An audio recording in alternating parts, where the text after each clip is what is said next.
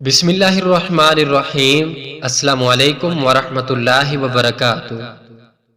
رسول اللہ صلی اللہ علیہ وآلہ وسلم نے فرمایا کہ سفید بالوں کو نہ اکھاڑا کرو، یقیناً یہ قیامت کے دن نور ہوگا، اور جس شخص نے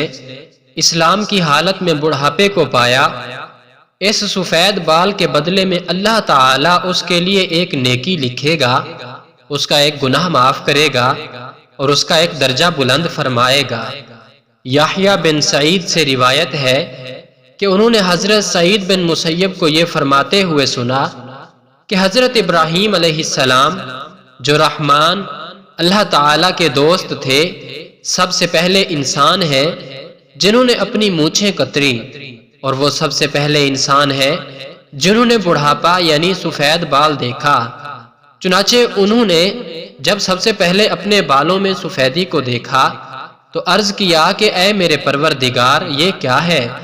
پروردگار کا جواب آیا کہ ابراہیم علیہ السلام، یہ وقار ہے، یعنی یہ اس بڑھاپے کی علامت ہے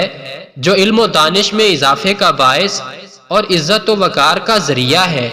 اور اس کی وجہ سے لہو و لعب کی مشغولیت اور گناہوں کے ارتکاب سے باز رہتا ہے۔ حضرت ابراہیم علیہ السلام نے عرض کیا کہ اے میرے پروردگار، یہ تو تیری بڑی نعمت ہے، لہٰذا میرے وقار میں اضافہ فرما۔ محترم بھائیوں اور محترم بہنوں،